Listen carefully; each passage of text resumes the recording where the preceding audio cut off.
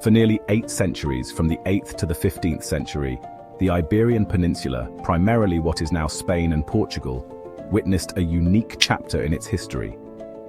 This era was marked by the presence of Muslim rule, a period that profoundly shaped the region's cultural, intellectual, and architectural heritage. This period, known as the Era of Muslim Rule or Al-Andalus, left an indelible mark on the cultural, intellectual, and architectural landscape of not only Spain but also Europe as a whole. The influence of Al-Andalus extended beyond mere governance. It permeated the very fabric of society, influencing art, science, and daily life. Al-Andalus stands as a testament to the dynamism of cultural exchange and the peaceful coexistence of diverse faiths. Muslims, Christians, and Jews lived side by side, sharing knowledge and traditions, creating a melting pot of ideas and innovations. It serves as a vibrant example of how different civilizations can interact and enrich each other, leaving behind a legacy that continues to inspire and intrigue us centuries later. The architectural marvels of Al-Andalus, such as the Great Mosque of Córdoba and the Alhambra in Granada, are enduring symbols of this rich cultural synthesis. The significance of Al-Andalus in European history cannot be overstated. It was a beacon of enlightenment during a time when much of Europe was shrouded in the Dark Ages. At a time when much of Europe was grappling with the Dark Ages, Al-Andalus emerged as a beacon of knowledge, art, and culture. The intellectual pursuits of this period were not confined to the elite. They permeated all levels of society, fostering a culture of learning and curiosity. This period witnessed a flourishing of intellectual pursuits, with advancements in mathematics, astronomy, philosophy, and medicine. Scholars like Averroes and Maimonides made significant contributions that would later influence the Renaissance and shape modern thought. Cities like Córdoba, Toledo, and Seville became renowned centers of learning, attracting scholars and students from across the known world. These cities were not just academic hubs, but also vibrant centers of trade and culture. The impact of Al-Andalus extended far beyond the realm of academia. The daily life of its inhabitants was enriched by the innovations and cultural exchanges that took place. The sophisticated irrigation systems introduced by the Muslims transformed agriculture, leading to an abundance of crops and economic prosperity.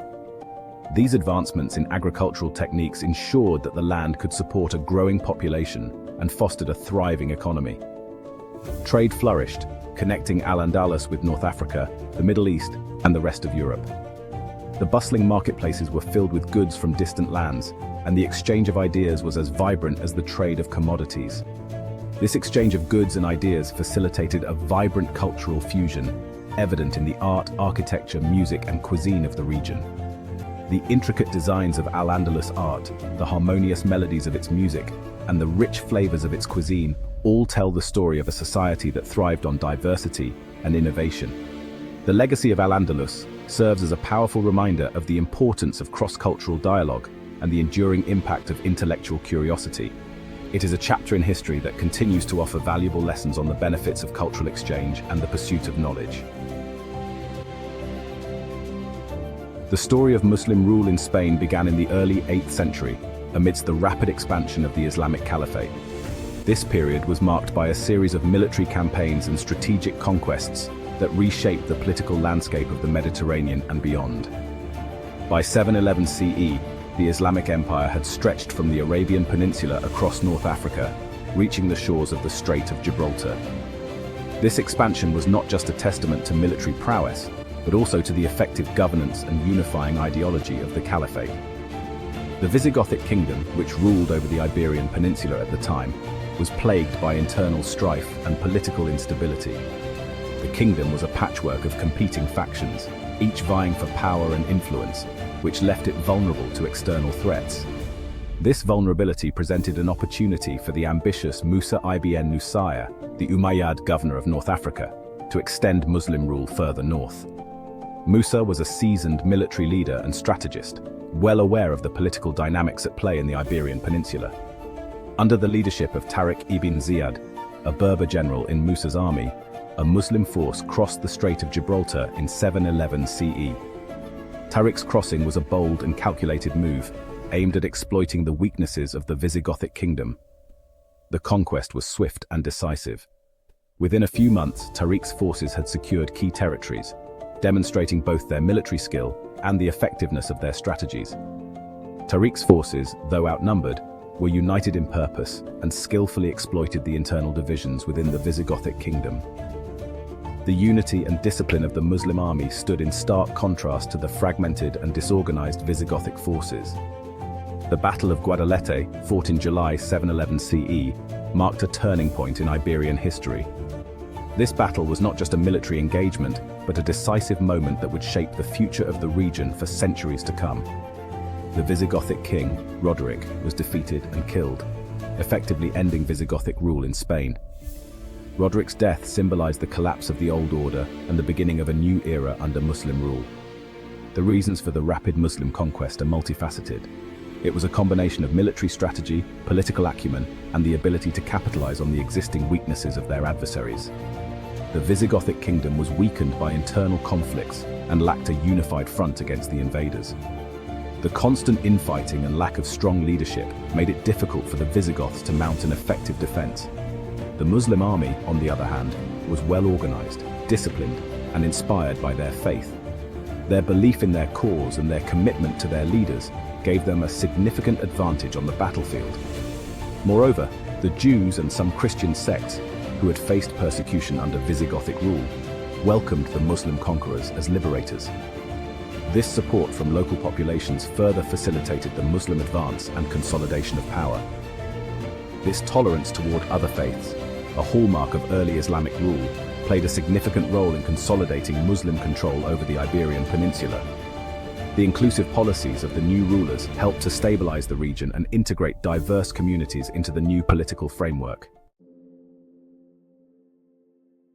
Following the conquest, the Iberian Peninsula, now under Muslim rule, came to be known as Al-Andalus. The Umayyad Caliphate, centered in Damascus, initially governed Al-Andalus as a province. However, the vast distance and political turmoil within the Caliphate led to a degree of autonomy in Al-Andalus. In 756 CE, Abd al-Rahman I, a surviving member of the Umayyad dynasty, escaped the Abbasid revolution in Damascus and sought refuge in Al-Andalus. Abd al-Rahman I, known as the Immigrant, established himself as the Emir of Córdoba, marking the beginning of an independent emirate in Al-Andalus. He consolidated his power, quelled rebellions, and laid the foundation for a flourishing Islamic state. Under his successors, Al-Andalus witnessed a period of remarkable growth and prosperity. The emirs patronized the arts, sciences, and architecture, transforming cities like Córdoba into vibrant centers of learning and culture. The Umayyad rulers of Al-Andalus fostered a climate of tolerance and intellectual exchange. Jews and Christians, while subject to certain restrictions, were generally free to practice their religions and maintain their cultural traditions.